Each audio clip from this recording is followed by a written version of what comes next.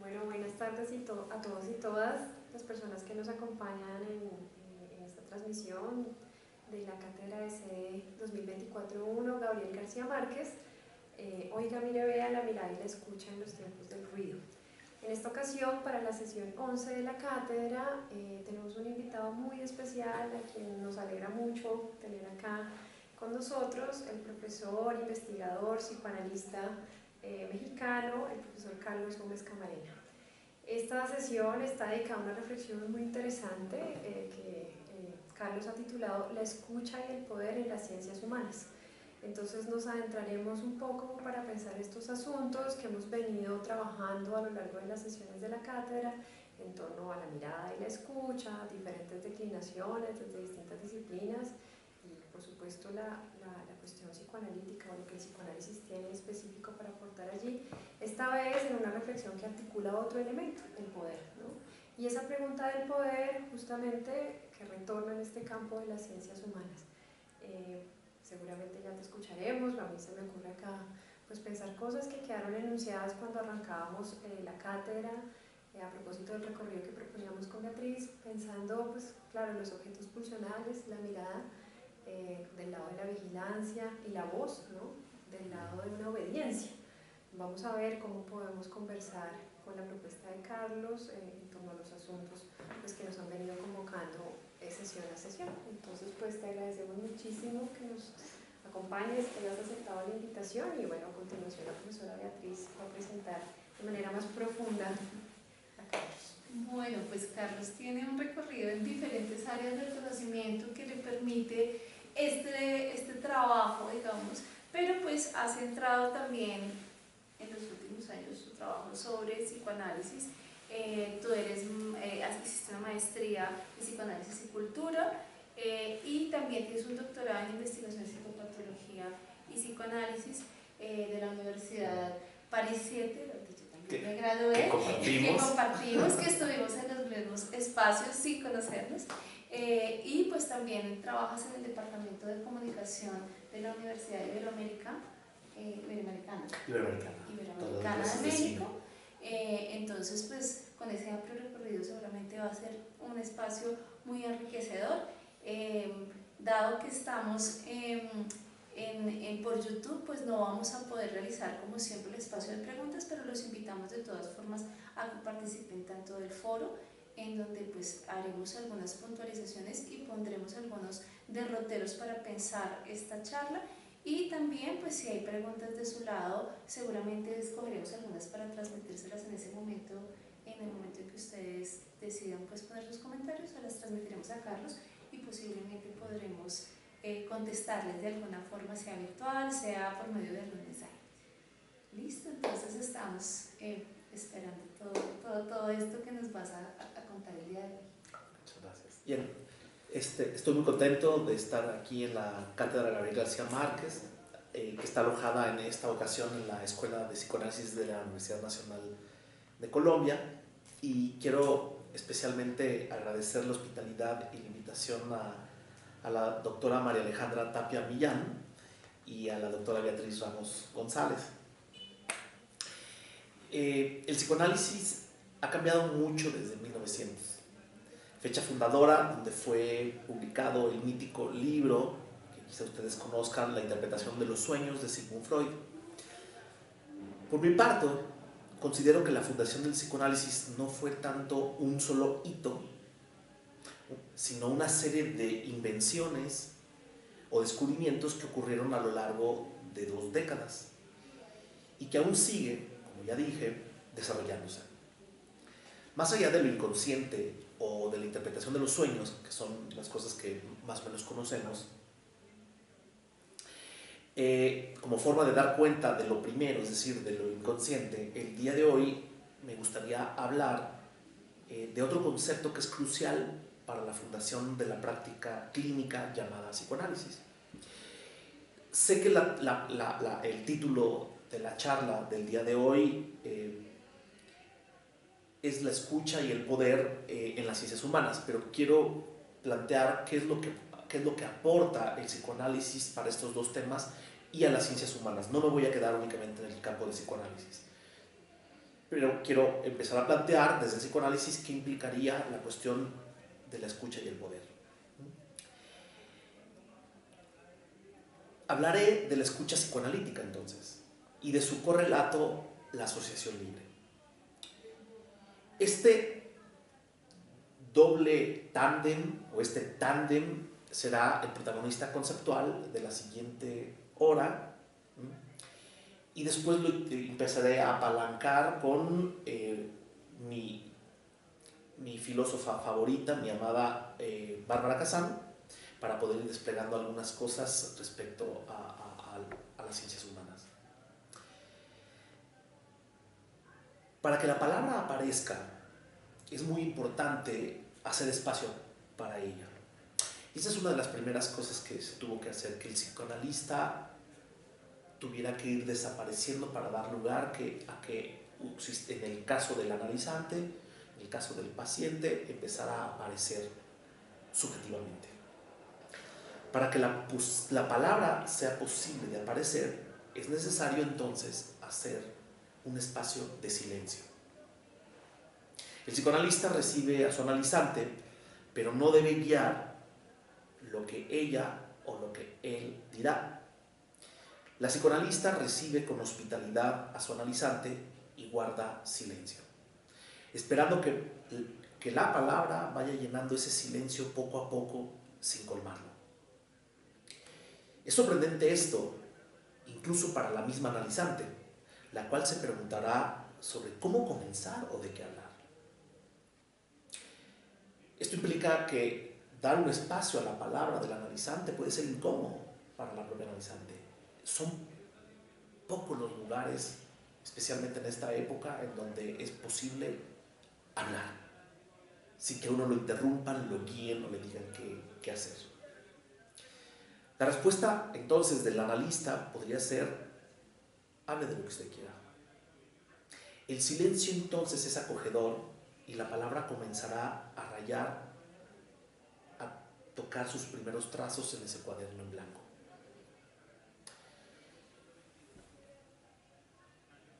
Hace unos años una colega presentaba un caso en medio de pandemia en el cual recibía a un analizante. Este analizante no sabía muy bien cómo comenzar y lo primero que dijo es que tenía un trastorno obsesivo compulsivo. Si se fijan, eso es un diagnóstico y es lo que se supone, y es muy importante plantear eso, es lo que se supone que uno debería de decir o una debería de decir en un espacio terapéutico. Esta colega le dijo que no sabía muy bien de qué se trataba eso, que ella llamaba el trastorno obsesivo compulsivo, y que podía ella explicar con sus propias palabras en qué consistía ese malestar que otras personas llamaban como trastorno obsesivo compulsivo.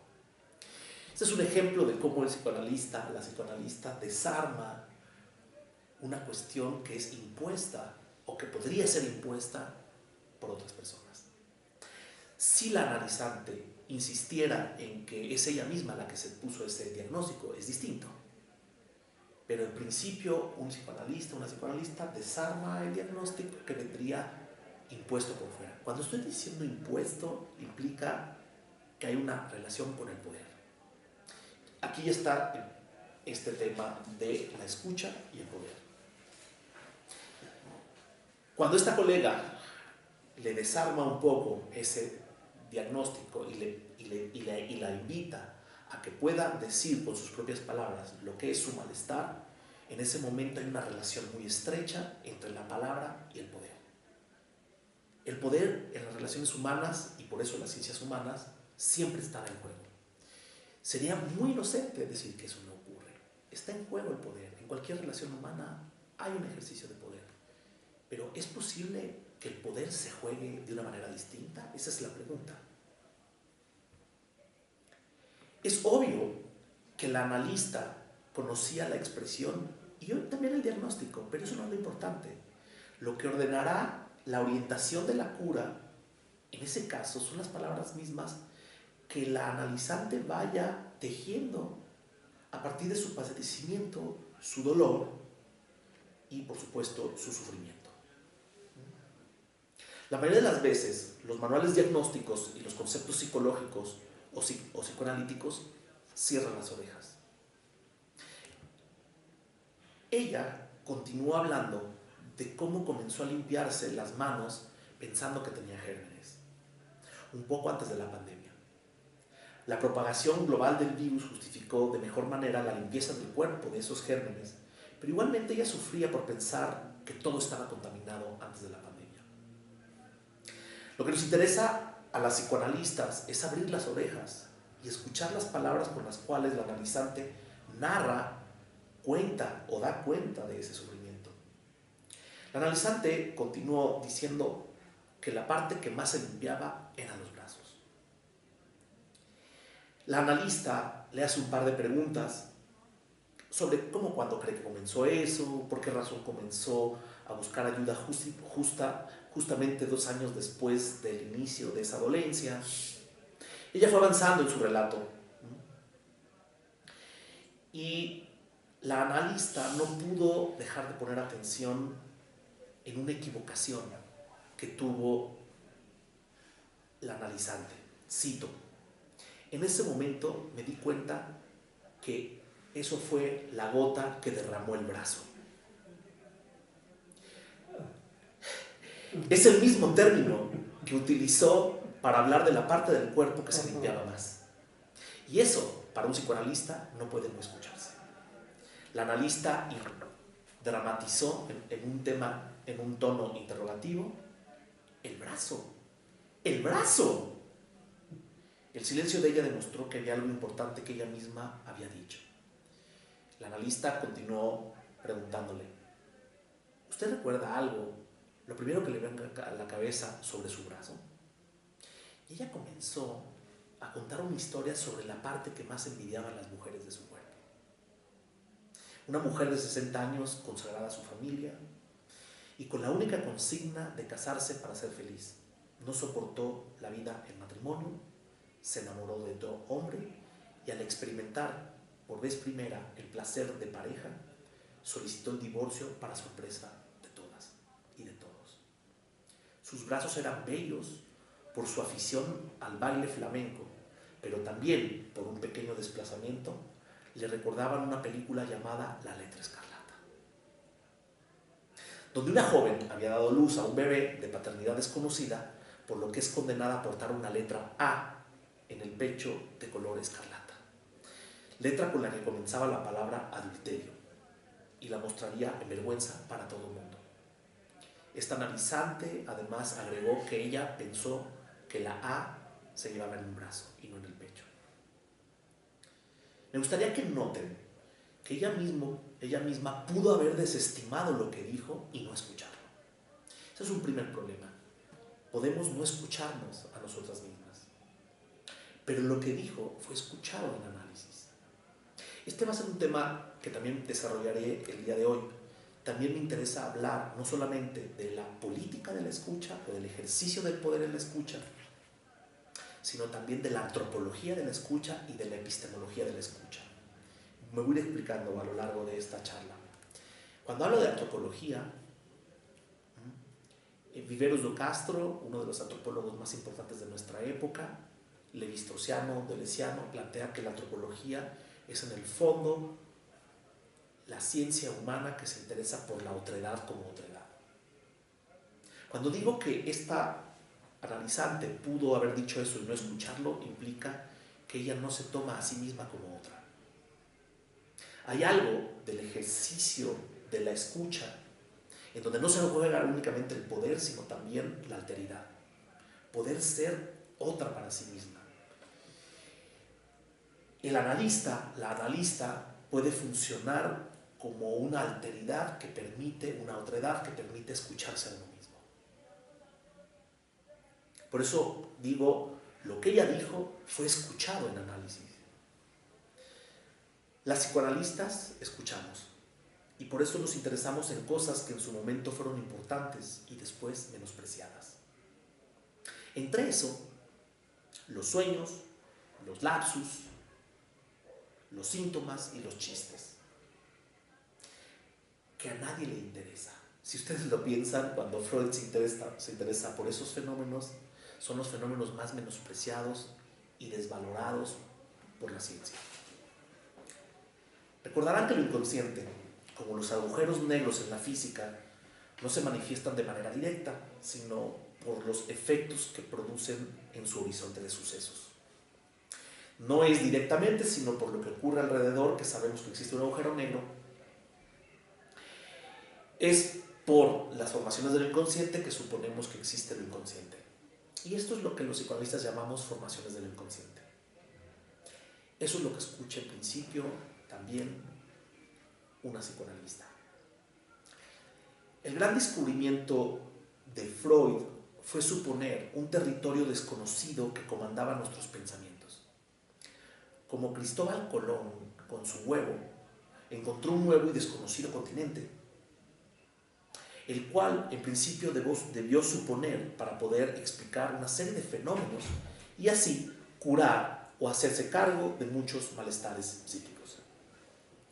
A diferencia de Colón, Sigmund Freud fue respetuoso de ese nuevo territorio y lejos de invadirlo, ultrajarlo, civilizarlo o educarlo, tuvo que inventar un método para poder escucharlo y tratar de otra manera ese nuevo continente. Esto ya nos mete de lleno en el problema del ejercicio del poder. En efecto, la primera tentación fue entrar en ese continente en medio de la noche, abrirlo por completo a través de la hipnosis y saquear su contenido. Fue lo primero que intentó Freud.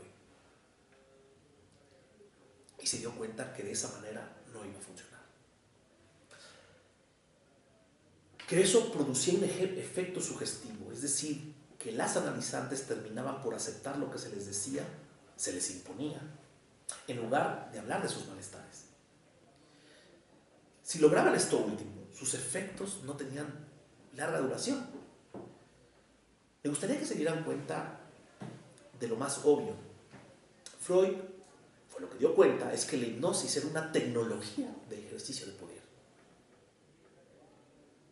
Por esa razón, la invención tuvo que inventar, apuntalar un método para escuchar al psicoanálisis. Tuvo que inventar un nuevo método para escuchar el psicoanálisis, lo que lo llevó muy pronto a toparse con la política. Para poder tener cuidado en el nuevo continente que se descubría, había que proceder de la siguiente manera: que el analizante o el analizante hablara de lo que le viniera a la cabeza, sin estar bajo el influjo de las hipnosis y sin censurar esos pensamientos, aunque los considerara absurdos, extraños, impertinentes o de mal gusto. Pero esta llamada regla de oro debía tener una contraparte. El psicoanalista, la psicoanalista, no debía poner atención en esto o en lo otro en particular, o enfocarse aquí o allá. El término que utilizó Freud en alemán fue gleichbebende Aufmerksamkeit, es decir, atención parejamente flotante. El 12 de mayo de 1889, por la mañana, Freud aprendió la lección de una de sus analizantes, la señora Emmy von N., quien provenía de Livonia y tenía 40 años, según el informe de Freud.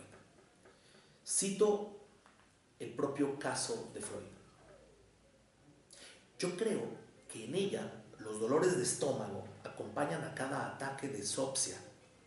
Su respuesta, bastante renuente, fue que no lo sabe. Le doy plazo hasta mañana para recordarlo, y hete aquí que me dice con expresión de descontento que no debo estarle preguntando siempre dónde viene esto y esto otro, sin dejarla contar lo que tiene para decirme. Fin de la cita. Básicamente le dijo: cierra el pico. En ese preciso momento fue donde Freud abandona la hipnosis y por lo tanto una tecnología de poder colonizadora.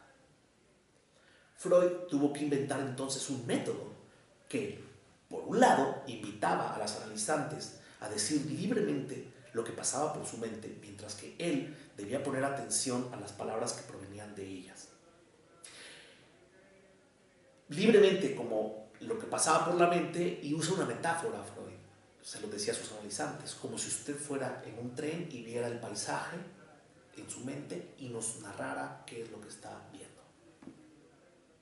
Ya que un método científico, y cuando pongo método científico, ahí podemos introducir también la dimensión epistemológica. ¿Cómo conocemos lo que conocemos? No es lo mismo conocer abriendo algo y saqueando que dejar libremente sin poner atención en esto o en otro. Este método científico, para este nuevo objeto llamado el inconsciente, esa es la invención de Freud. Pero este invento, para este nuevo objeto, no solo implicó una nueva forma de relación con el poder, como ya he estado mencionando, sino también una nueva forma de relación con el saber. Esa es la epistemología. Hasta el momento, la forma de acercarse científicamente al objeto de estudio había sido la mirada. Hoy la mira, vea. Pero a nadie se le había ocurrido que el inconsciente no se le aborda por su visibilidad o invisibilidad, sino por una nueva forma de acceder, de conocer o de llegar o de tratar al saber. La palabra y la escucha. Y esas no se ven. En ese punto sería importante traer a nuestro nuevo interlocutor para escuchar mejor esta historia. Se trata del filósofo francés Michel Foucault, que quizá ustedes conozcan. En el libro El nacimiento de la clínica de 1963, el también historiador y filósofo, da cuenta de cómo la medicina es también un lenguaje, una óptica científica y una relación humana, un ejercicio de poder. Es así que estudió las transformaciones socioculturales, económicas, la forma del examen médico, sus estructuras lingüísticas y su tecnología anatomopatológica. Es muy complicada. Es anatomopatológica. Por lo que uno de los temas centrales que permitió la emergencia de la ciencia moderna, repito, lo que permitió la emergencia de la ciencia moderna fue precisamente la observación y la mirada atenta. Hay una relación estrecha entre una epistemología de la mirada y la ciencia moderna. Que el psicoanálisis se haya podido desprender desde muy pronto de la medicina es muy importante. Vamos a ver por qué. Especialmente en un punto de querella, que es la forma en que se piensa el saber. No es lo mismo que el saber sea visual a que el saber sea por medio de la escucha. Digámoslo sin anestesia.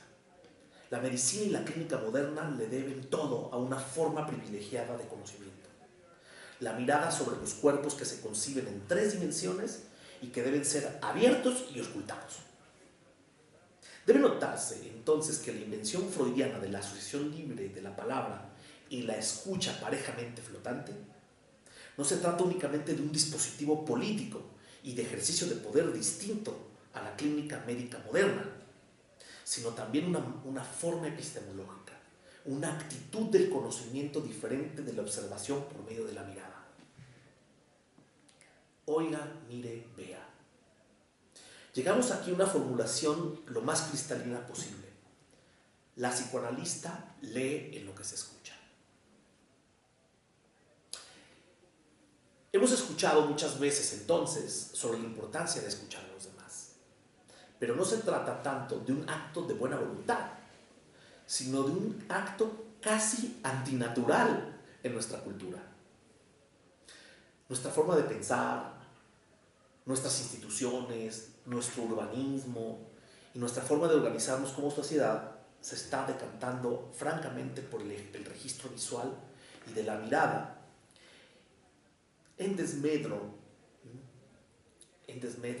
de la escucha y de lo escrito, de la palabra, en definitiva. Si hay una relación entre la forma de saber y el poder, debemos decir que la mirada es la forma de someter el campo visual al dominio de ella.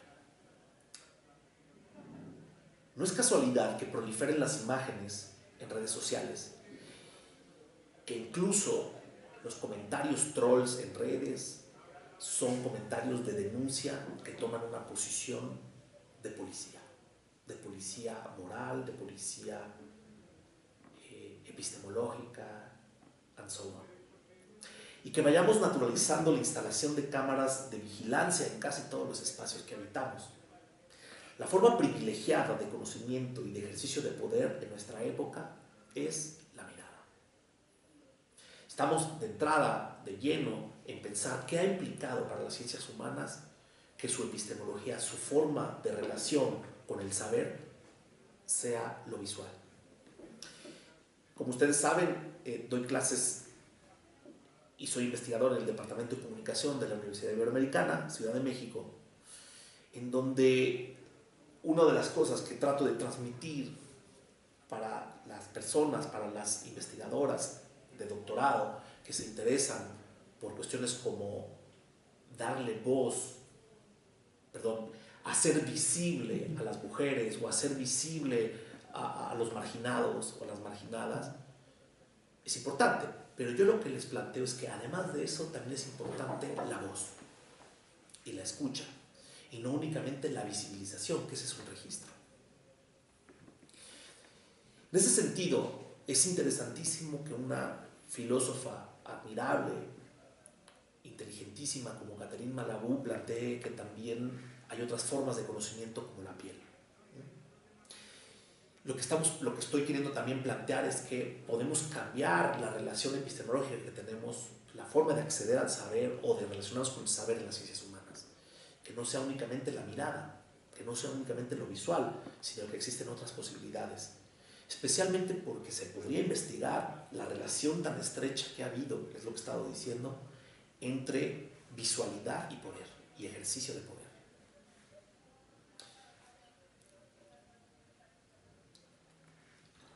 Es en este momento que me gustaría convocar a otro filósofo, esta vez de nuestra época. Se trata del coreano y nacionalizado alemán Byung-Chul Han.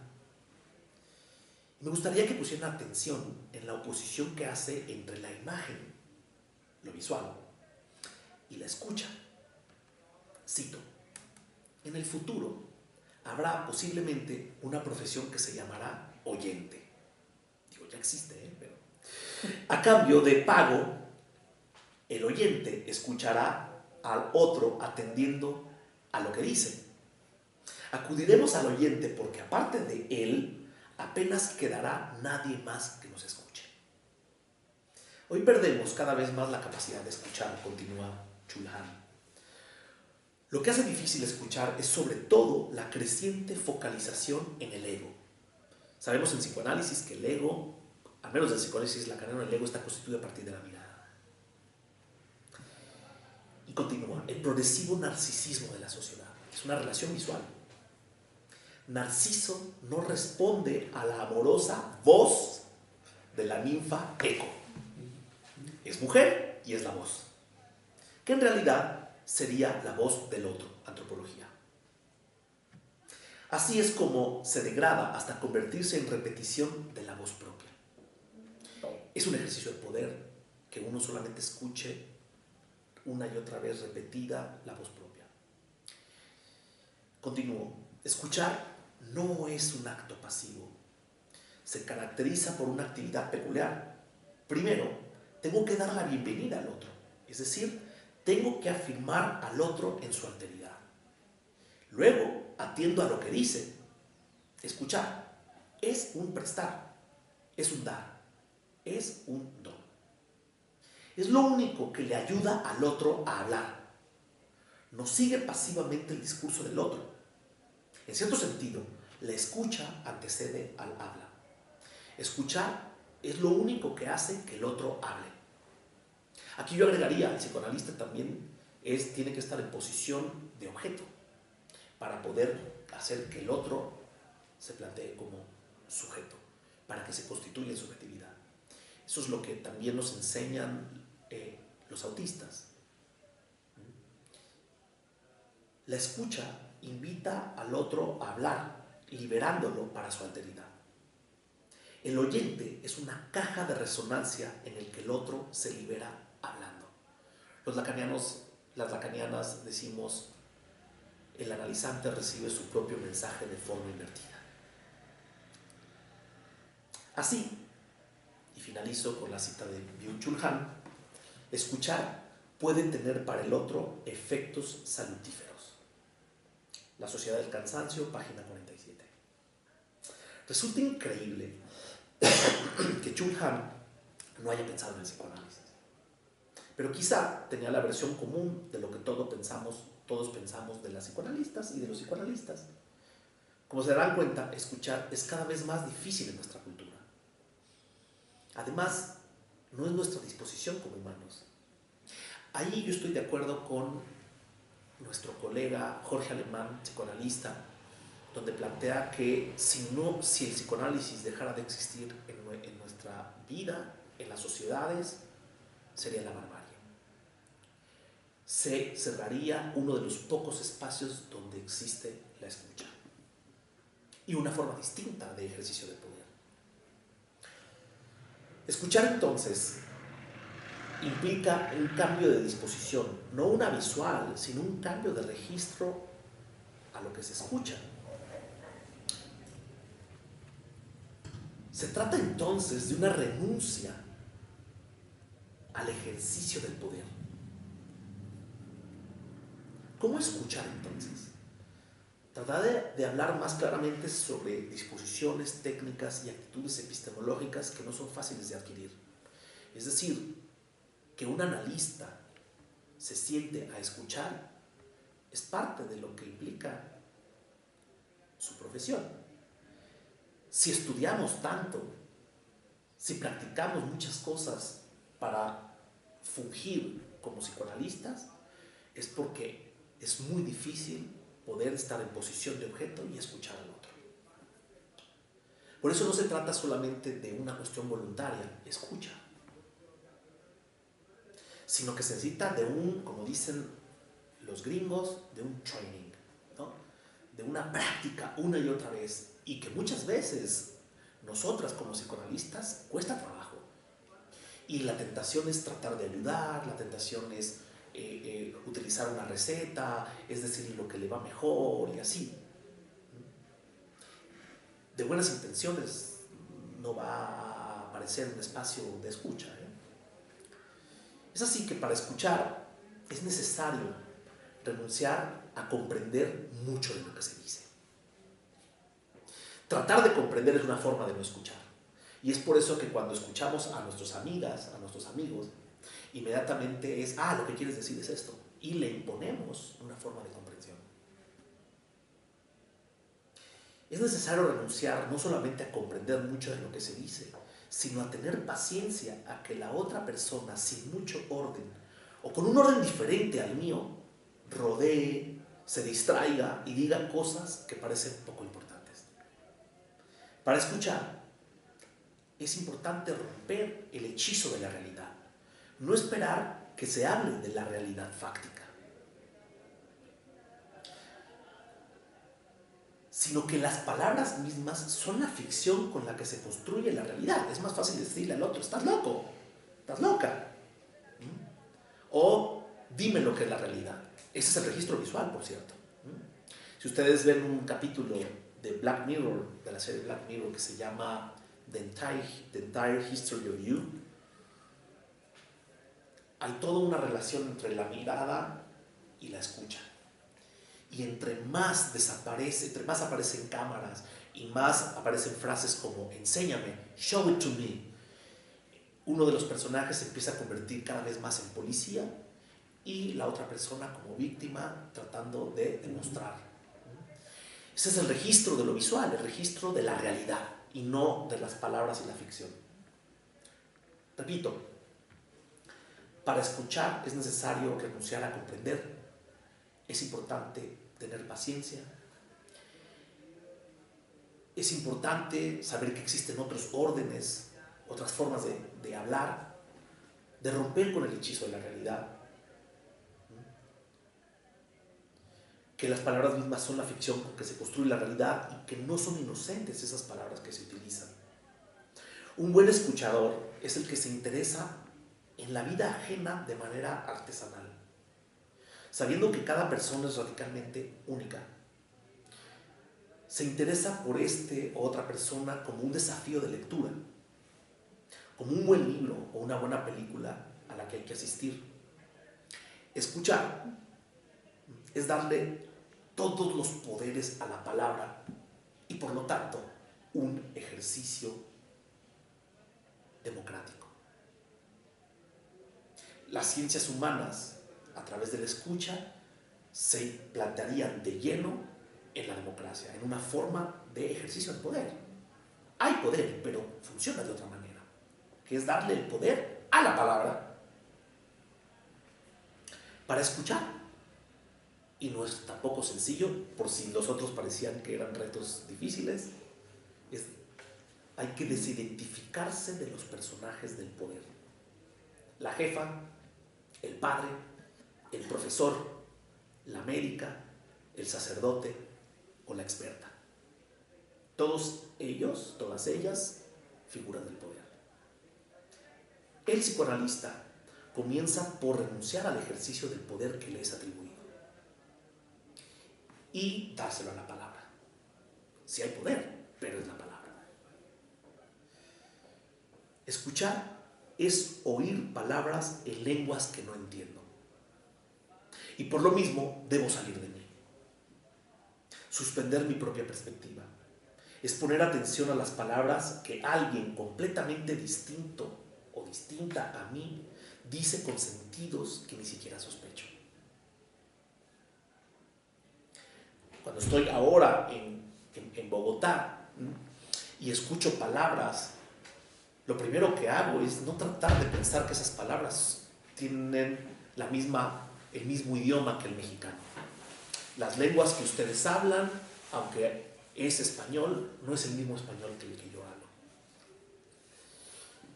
Eso ocurre. Cada analizante que llega al consultorio habla una lengua distinta.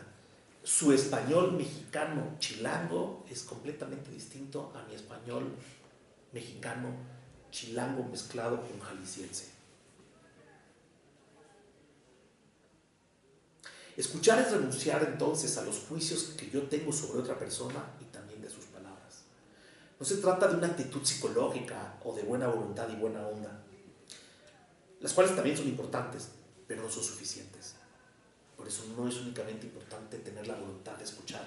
Se necesita, repito, un training y un cambio de perspectiva epistemológico, antropológico y de posición de poder. Se trata entonces de una disposición muy seria que pertenece más bien, como decía, al campo de la antropología. Estoy frente a alguien que es de otro país y otra cultura y de una forma de pensar totalmente distinta. Bacano, mecatear, vaina, mamera, maricada, dar papaya. ¿Cómo entender expresiones como estas cuando vengo yo a Bogotá? O si recibo a alguien de Colombia en mi consultorio. Es posible que ustedes mismas, como colombianas, como rolas, como bogotanas, pueda ser que no hayan escuchado su propia lengua. Tengo un ejemplo. Cuando un amigo mío se fue a analizar a Buenos Aires, porque estaba estudiando allá, y dijo una palabra tapatía de la ciudad de Guadalajara, y dijo, no me cuques. Cucar es un verbo solamente de Jalisco. Su analista le preguntó por esa palabra, y a partir de eso se le abrió un mundo que él mismo no sabía que conocía. Es muy probable que a ustedes les pueda pasar lo mismo. A otra amiga en Madrid, se fue a estudiar también allá, su analista le interrogó sobre la palabra estar enojada. En España no se dice estar enojado, se dice estar enfadado. Y apareció la cuestión del ojo, obviamente. Lo más interesante entonces es que las analizantes son también extranjeras para sí mismas. Piensan que saben lo que dicen, Una psicoanalista supone que ni ella ni el propio analizante saben muy bien lo que dicen. El silencio que hospeda la palabra del otro supone que el otro tampoco se entiende o se escucha a sí mismo. El psicoanálisis es entonces una invitación a hospedar al exiliado del sí mismo en la palabra. Por eso es un ejercicio antropológico. Y ahí estoy de lleno ya en política y en antropología, dos ciencias humanas. En este punto me gustaría citar a mi amigo y colega, el psicoanalista argentino, por segunda vez, Jorge Alemán, en un pequeñito escrito, llamado Exilio. Nadie nace en su tierra natal. Las existencias hablantes son hijas de un torbellino de palabras, huecas, marcas imposibles de localizar topográficamente. Por eso llegar a la propia tierra natal no es un hecho natural, sino un viaje que se puede o no desear hacer. Hay gente que no quiere hacer ese viaje, o que quiere hacer ese viaje y no se lo permiten, porque no hay nadie que escuche esas palabras. Continúa Jorge Alemán: nunca existirá una apropiación total de lo natal y del exilio original.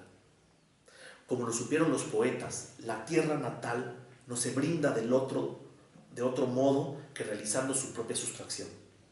Ese es el poder del psicoanalista, la sustracción. Cuando no es así, es un mero paisaje folclórico de consumo ornamental. Lo digo feo, puede ser el lenguaje políticamente correcto. Si las contingencias de la vida hacen que alguien tenga que exiliarse de su país, Jorge Alemán es un exiliado, autoexiliado, lo dice él. Si se sobrepone al fantasma de la pérdida, se encontrará con que un segundo exilio no ha hecho más que redoblar el que estaba ahí ya desde el origen.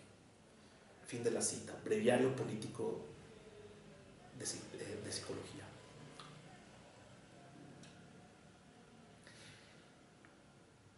La oreja de la escucha de la otredad es entonces un refugio para este primer exilio. La finalidad última del psicoanálisis, entre otras, es la de alojar la palabra extranjera del otro en mí, para así poder cuidarme mejor. Hay una película muy reciente de hace 2 o 3 años que se titula Adieu Lacan, Adiós Lacan, en donde un personaje ficticio, el propio psicoanalista Jacques Lacan, que atiende a varios pacientes, entre esos a Betty Milan, está basado en el testimonio del análisis de Betty Milan.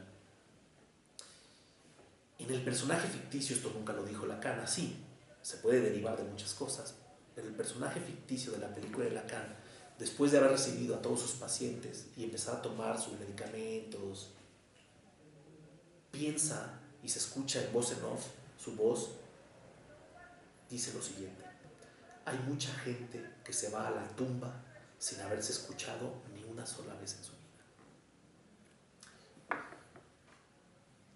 La escucha del psicoanalista o de la psicoanalista es aquella que cuida la contingencia, que oye de manera equifluctuante, sin foco específico, y que al mismo tiempo está atenta a una repetición, a un detalle disonante, por utilizar una palabra poco común, por una variación de tono o una intensidad o el ritmo en el habla.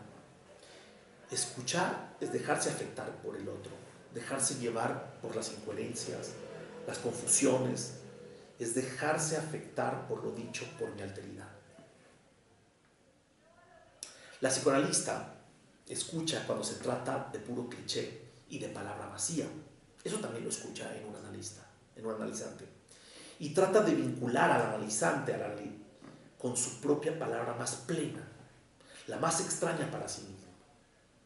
Y de esta manera reverberar, puntuar, subrayar, reformular y editar las propias palabras del analizante para que pueda escuchar otra cosa. Nuevamente, una psicoanalista lee lo que se escucha. Una psicoanalista pone una coma, escribe un punto, corta una frase, separa párrafos, acerca un sinónimo, permite una reformulación y quizá un nuevo título. Pero la psicoanalista no es una autora, lo cual, por cierto, tiene etimológicamente la idea de autoridad. Una psicoanalista no es una autora, es solamente quien edita. En el fondo, también es una secretaria. Alguien que guarda secretos y emite cartas en el momento adecuado para regresárselas al analizante, produciendo una temporalidad, un lugar y un sentido novedoso en su propio analizante. Que escuche algo nuevo, algo inaudito. Inaudito viene de no haberse escuchado anteriormente. Que algo nuevo emerja de las propias palabras del analizante.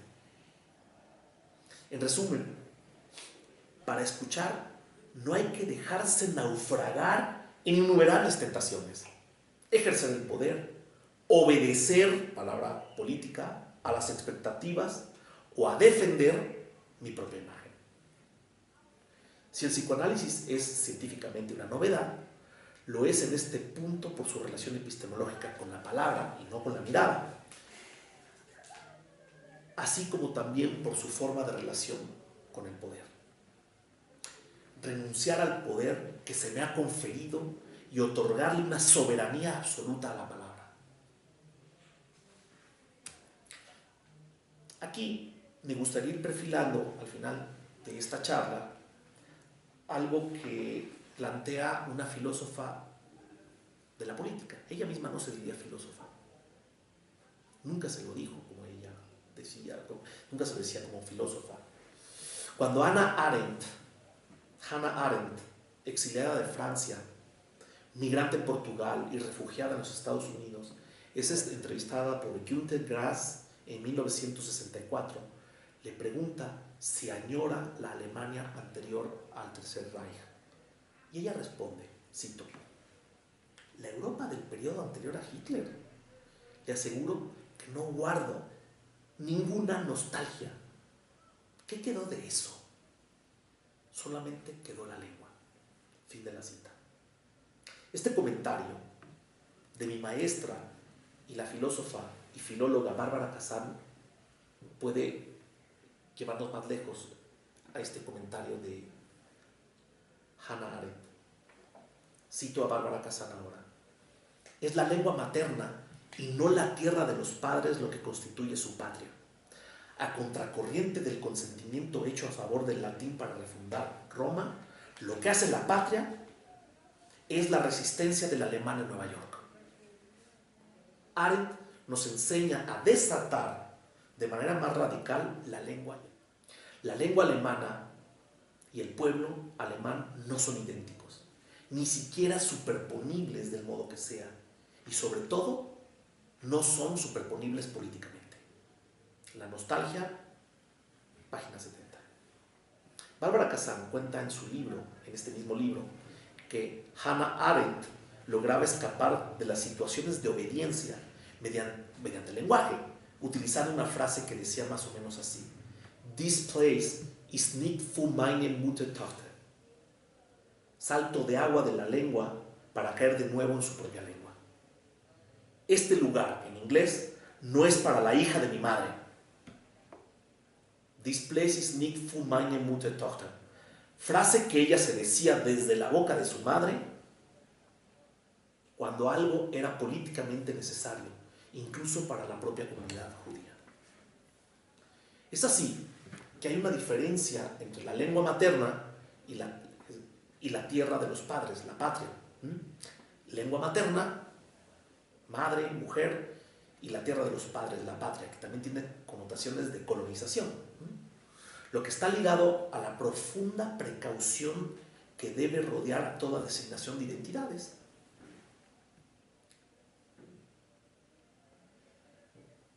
Para el psicoanálisis, como para Hannah Arendt, entonces somos exiliados de nuestra propia patria, pero acogidos en nuestra lengua. Claro, si hay alguien que la escuche y le dé refugios en sus oídos a esa lengua. Me parece importante subrayar que el psicoanálisis no es el único saber que ha estado preocupado por la dimensión ética y política de la escucha. Ya hablé de ciertas teorías políticas que hablan de esto, Hannah Arendt, o de la antropología misma, como la posibilidad de poder escuchar a la otredad como otredad. Por eso, la escucha y el poder en las ciencias humanas es el título bajo el cual se auspicia esta conferencia, esta charla. Es esto lo que los distintos feminismos han resaltado también en términos como manterrupting, un hombre interrumpe la conversación de una mujer; gaslighting, un hombre descalifica lo dicho por una mujer; o mansplaining, un hombre determina el verdadero sentido de lo dicho por una mujer. Es decir, que los feminismos apuntan al ejercicio del poder y la escucha. Termino con una frase de Byung-Chul Han, nuevamente sobre el tema que nos convoca hoy. La escucha tiene una dimensión política, dice Chul Han. Es una acción, una participación activa en la existencia de otros y también en sus sufrimientos. Es lo único que enlaza e intermedia entre hombres para que ellos configuren una comunidad. Hoy oímos muchas cosas, pero perdemos cada vez más la capacidad de escuchar a los otros y de atender a su lenguaje y a su sufrimiento. Hoy, de alguna manera, cada uno se queda a solas con sus sufrimientos y sus miedos. Y no patologicemos, no es depresión, no es esto o lo otro, es no hay espacio para escuchar. En ese sentido, el psicoanálisis, su primera intervención clínica es alojar la palabra del otro, y eso tiene efectos ya terapéuticos y a veces hasta analíticos. Continúa Chul Han: el sufrimiento se privatiza y se individualiza, pasando así a ser objeto de una terapia que trata de curar el yo y su psique. Todo el mundo se avergüenza, pero cada uno se culpa solo a sí mismo de su endeblez y de sus insuficiencias. No se establece ningún enlace entre mi sufrimiento y tu sufrimiento. Se pasa por alto esa sociabilidad del sufrimiento. Fin de la cita. Y yo terminaría diciendo que quizá por eso es súper importante poder pasar también al oiga, mira, escuche. Muchísimas gracias.